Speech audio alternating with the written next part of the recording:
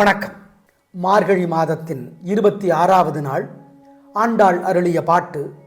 மாலே மணிவண்ணா மார்கழி நீராடுவான் மேலையார் செய்வனகள் வேண்டுவன கேட்டியேல் ஞாலத்தையெல்லாம் நடுங்க முரல்வன பாலன்ன வண்ணத்து உன் பாஞ்ச சந்நியமே போல்வனச் சங்கங்கள் பொய்ப்பாடுடையனவே சாலப் பெரும்பறையே பல்லாண்டிசைப்பாரே கோல விளக்கே கொடியே விதானமே ஆளின் இலையாய் அருளேலோர் எம்பாவாய். ஆலமரத்து இலையில் படுத்திருக்கிறவன். அப்போ கண்ணன் தான் அவ்வளவு சிறுசா, இல்லை ஆலமரத்தினோட இதழ் தான் இலை தான் அவ்வளவு பெருசா? ஆலமரத்தோட இலை பெருசு. அதாவது ஊழி உலகமே கடல் கொண்டு அழிந்து கடல் தண்ணியில் இந்த பூமியே மூழ்கடிக்கப்படுகிற பொழுது கூட ஆலமரத்தினுடைய இலை மீது கண்ணன் படுத்தபடி இருப்பான். எல்லாம் அழிந்தாலும் அழியாதவன். ஆள்போல் தழைத்தும்பாங்க, அருகுபோல் வேரோடி. ஆலமரம் கொஞ்சம் தண்ணி போட்டால் போதும், தழைச்சிரும். ஒரு துளி தண்ணீரில் பயங்கரமாக தழைக்கும். அந்த மாதிரி ஒரு துளி நியாயம் இருந்தால் கூட, தர்ம செயல் நடந்தால் கூட அந்த இடம் கண்ணன் அவதரித்து அவர்களுக்கு உதவி செய்வான். ஆளின் இலையாய் அருளேலோர் எம்பாவாய். கோல விளக்கே கொடியே விதானமே. பல அர்த்தம் சொல்லலாம். ஒரு பாட்டிற்கு பல வகையான அர்த்தங்கள் உண்டு. எல்லாம் பொருத்தமாக இருந்தால் சரி. கண்ணபிரானை கோல விளக்காக சொல்லலாம், விதானம் இடம் பூமியாக சொல்லலாம், கொடியே இந்த பக்தர்களுக்கான கொடி கண்ணனுடைய கொடி என்றும் சொல்லுவார்கள். சில பேர் என்ன சொல்லுவாங்க, மாலே மணிவண்ணா. மால் திருமால், நீல நிறமுடையவன், மணிவண்ணன். மாலே மணிவண்ணா மார்கழி நீராடுவான். மார்கழி நோன்பு விரதம் இருக்கிறவர்கள் மேலையார் செய்வனகள் வேண்டுவன கேட்டியேள். அதெல்லாம் பண்ணுறவங்க என்னென்ன வேணும்னு நீ கேட்டேன்னா ஞாலத்தையெல்லாம் நடுங்க முரல்வன. இந்த பூமியே அதிரும், சும்மா அதிருதில்ல அப்படிம்பார் மதிப்பிற்குரிய ரஜினிகாந்த் அவர்கள் சிவாஜி படத்தில் சுஜாதா எழுதியிருக்கிற வசனம். அந்த மாதிரி உலகமே அதிரும். எப்போ? பாலன்ன வண்ணத்து உன் பாஞ்ச சந்நியமே. பாஞ்ச சந்நியம்ங்கிறது எம்பெருமான் நாராயணனுடைய சங்கோட பேர். பால் நிறம், வெள்ளை நிறம். ஆமாம், போல்வன சங்கங்கள் பொய்ப்பாடுடையனவே. அந்த மாதிரி நிறைய வலம்புரி சங்கு வேணும் எங்களுக்கு. சால பெரும்பறையே பல்லாண்டு இசைப்பாரே.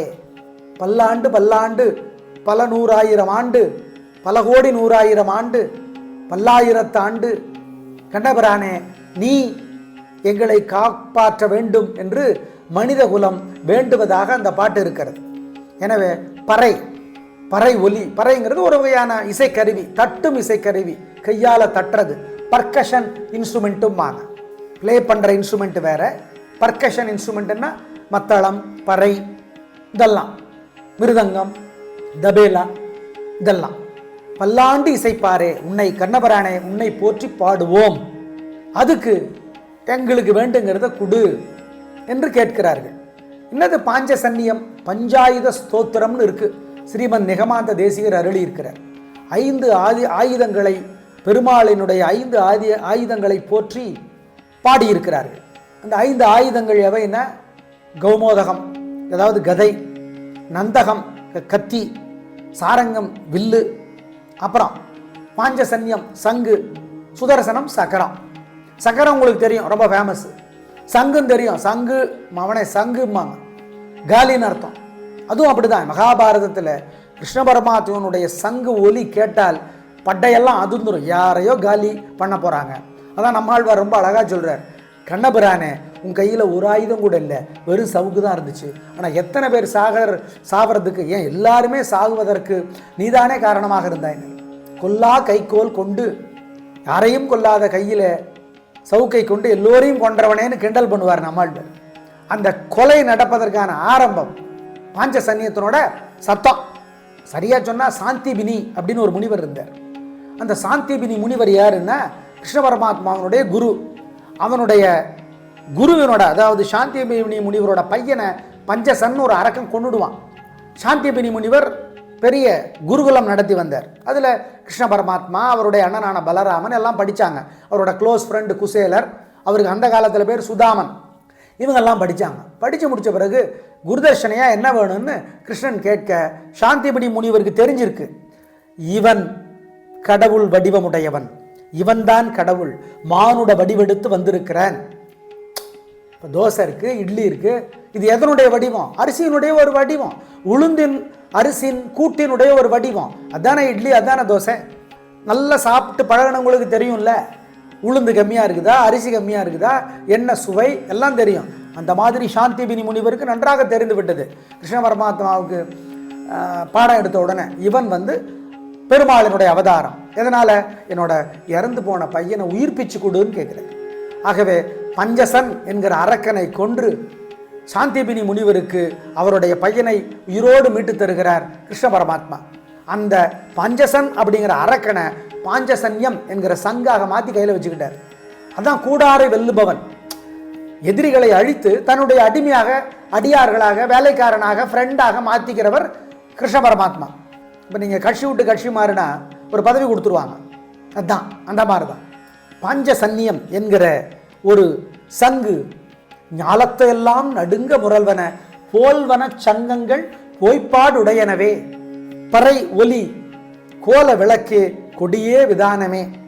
விளக்கு, கொடி, இடம், இந்த நோன்பு, இந்த வழிபாடுகள் செய்வதற்கான அனைத்தையும் நீ எனக்கு தர வேண்டும் என்று கேட்பதாகவும் ஒரு அர்த்தம் இருக்கிறது.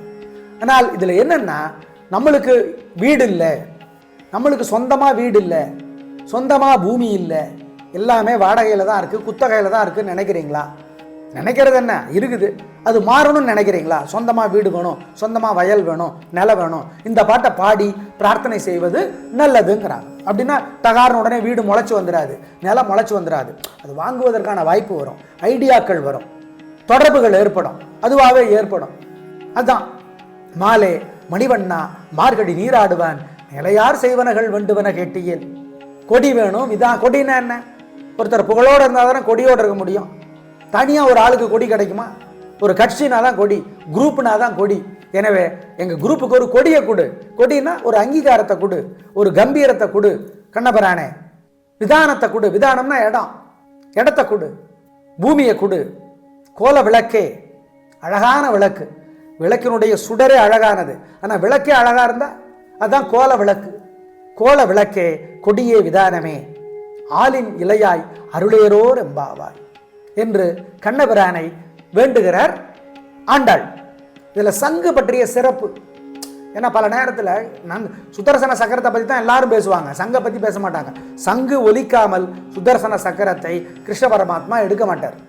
ஆமாம், அப்படிங்கிறத ஞாபகத்தில் வச்சுக்கோங்க. எனவே வீடு பூமி வேணுமா, அந்த மனநிலை வரணும், அதுக்கான வெறி வரணும், அதுக்கான பணம் கிடைக்கணும், அல்லது கடன் வாங்கிறதுக்கான வாய்ப்பு வரணும். அதற்கு இந்த பாட்டை பாடி பெருமாளிடம் போய் நில்லுங்கள், கிடைக்கும். நன்றி, வணக்கம். நோயற்ற வாழ்வே குறைவற்ற செல்வம். உதயம் நேச்சுரல்ஸ், தரமான இயற்கை பொருட்கள் உங்கள் இல்லங்களை தேடி.